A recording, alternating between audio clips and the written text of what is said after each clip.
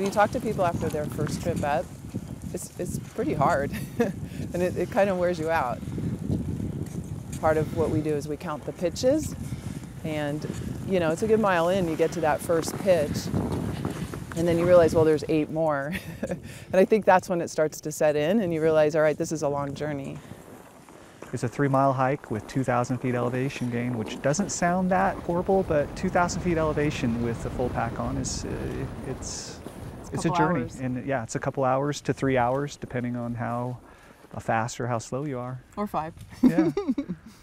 Andre and Jen have been making this trek for the past 15 years. Each winter, they return once a month to check on a special place. In fact, you could say the center point of their world. What I always try to do is look back. So if I'm always just looking ahead at, what's ahead, but looking back, and seeing the valley and seeing, how far we've come and the views is also helpful. You still can't see the cabin. And that last pitch is the big one. But you know it's there. So once you get to the top of it, it's like, there it is.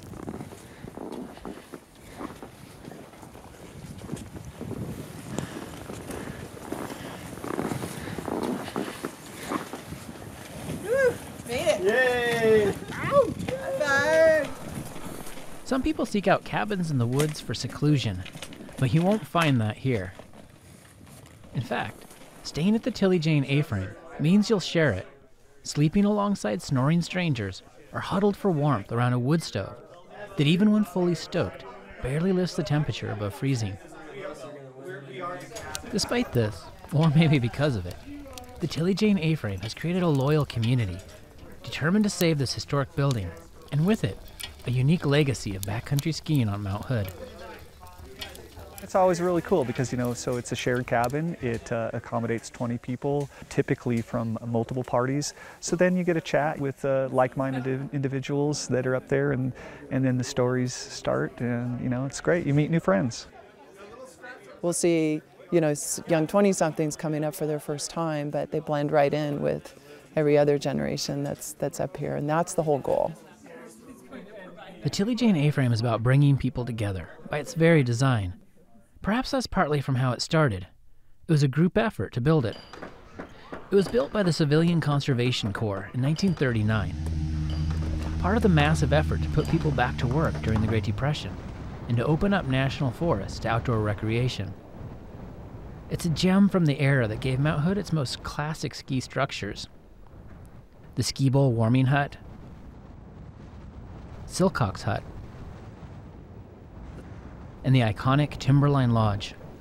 The history, I think, is great, and I think it's still what's going on today. It's a place to warm up, it's a place to sleep, and then go explore the mountain. But over the years, things began to change for the Tilly Jane cabin. As Portland's population swelled, as outdoor recreation boomed, and as social media put the picturesque A-frame into mass view, Tilly Jane's future became threatened by overuse. The Forest Service really wasn't managing this cabin, and it was actually just unlocked and open for anyone to come up any day. And so consequently, you would have 60, 70, 80 people up there in a night. I don't think a lot of people offered to help. They just figured somebody was taking care of it. Right. They didn't know who. So it was a moment for somebody to step up. Although they both had full-time jobs, Andre and Jen said yes to that challenge. Under the umbrella of the Oregon Nordic Club, they created a reservation system to keep the number of people in check with the cabin's capacity. They charged a nominal fee, and then turned those funds towards repairing and restoring the cabin. Then they began to organize volunteer work parties, like the big woodcutting event in fall.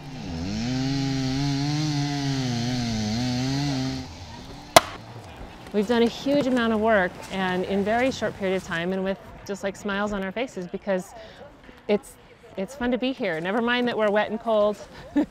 It's really not that bad. It's important, I think, for me, and I want my kids to learn that you can't take these things for granted. You work hard for them, and you can sustain them, and that's the beauty of it. I came here for the first time when I was only 3 years old, and I've been coming up ever since. It's always been like a home up here. We have a lot of buildings that sit out there that are not used, so we need to give these buildings a use, because when there's a use, there becomes a passion, and that passion is what happens behind me. Now each year, the Fall Woodcutting Party is an annual tradition.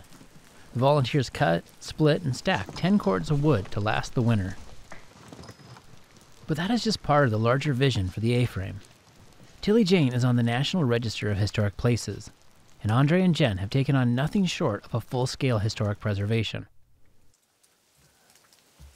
It does take work, and it takes a lot of abuse with the weather. So I think just keeping the cabin, as safe as we can and as comfortable as we can, but not losing that rustic spirit that she has.